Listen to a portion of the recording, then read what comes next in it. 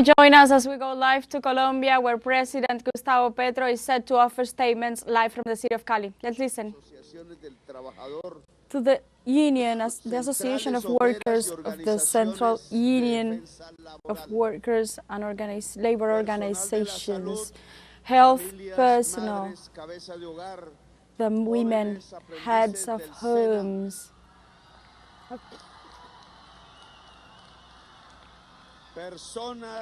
all people, elderly people, people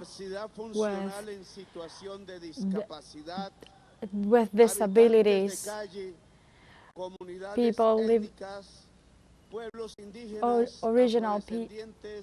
indigenous people, descendants from indigenous people, leaders, members of the LGBTQ community, to all Colombians, and live here to the people of the south west of Colombia who have learned how to feel this square, this public square and its surroundings.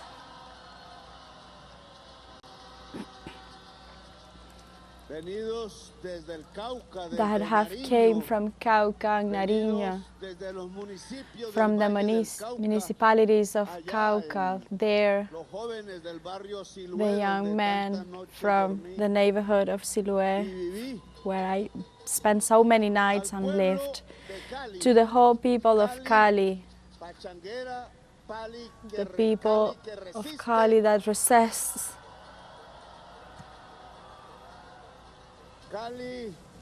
Cali, that is the one that was attacked yesterday by the Cauca Valley by around 24 criminal acts, and without counting those that were halted by the public forces.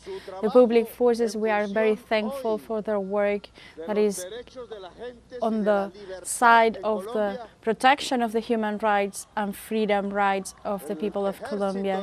The army of Bolivar,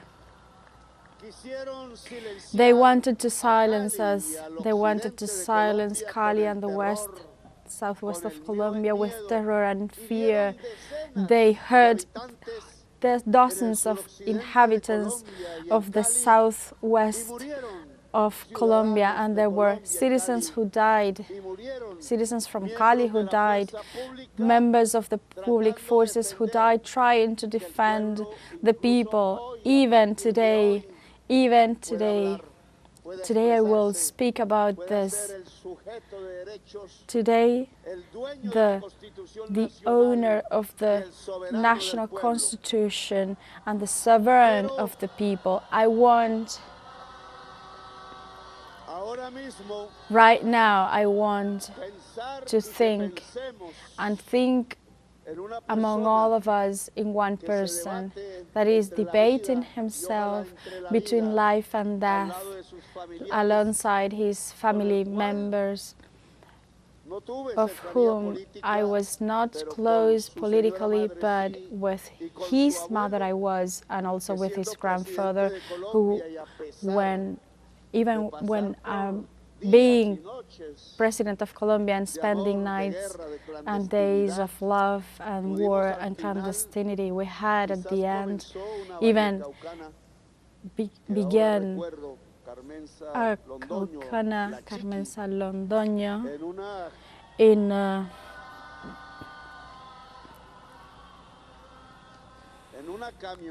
a truck, speaking to ambassadors of the world.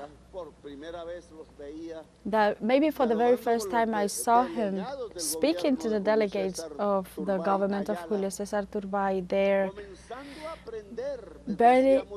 starting to learn in a very complex fact at the National University that they tried to demolish those historical sites for the people not to know what happened there. They both dialogued for the very first time, being one One of them at the insurgency trying to build a revolution, and the other one in the revolution trying to maintain the status quo. They decided to talk about peace. They decided to talk. They decided to dialogue. The daughter of President Julio César Turbay, she was murdered by Carlos Cobar. And Carmenza Londoño, La Chiqui, our colleague, she also died in combat. They both died. I don't want that none of those parties, no one is going to die, because what it is, the matter here is to dialogue. This massive demonstration, mobilization today, we are calling it for peace and democracy.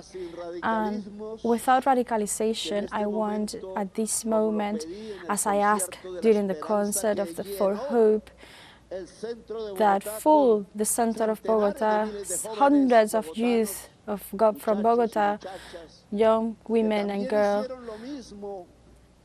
who also criticized this moment. Let's pay a minute of silence for Senator Miguel Uribe Turbay, and may he survive his murderers, who are also the murderers of the people of Colombia. Let's pay a minute of silence.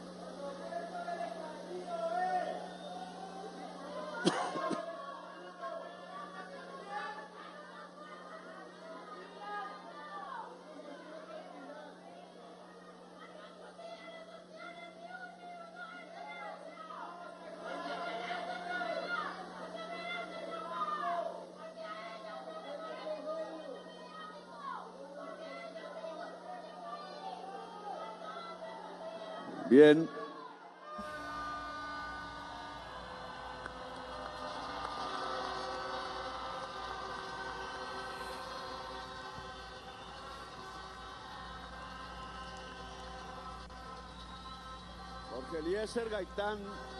Jorge Eliezer Gaitán, sometime during a march, during a mobilization, a popular mobilization of the silence, he asked silence for his people.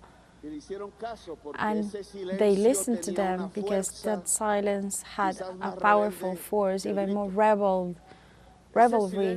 That silence of the people wasn't heard at that moment in 1946, if I may.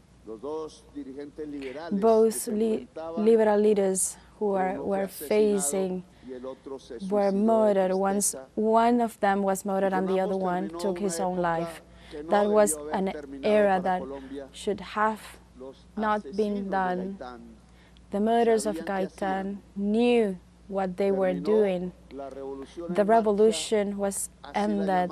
The revolution in March, that was how it was called. That was how the President Pumarejo said in a first government that spoke about the workers' rights. That was for the very first time. There was a voice on the reform on the Constitution for the people, the working class of Colombia, to organize itself. Also, there was a reference to the reform on land to be distributed for the people taken from the feudal repressors, not for simply produce the land. It was a force that a coup d'etat was intended against it. He tried to provide attendance for his wife that was sick with cancer, and also Jorge Eliezer Gaitán or Gabriel Turbay. His name was Turbay. I want to recall that. Both of them tried, anyone who tried to be president of Colombia, to continue the revolution, to build a much fairer country with working people, women and men could have a dignified salary, where farmers be able to have a piece of land. That aspiration from Gaitán and Turbay was synced in blood. The blood of Gaitán, who was murdered, the other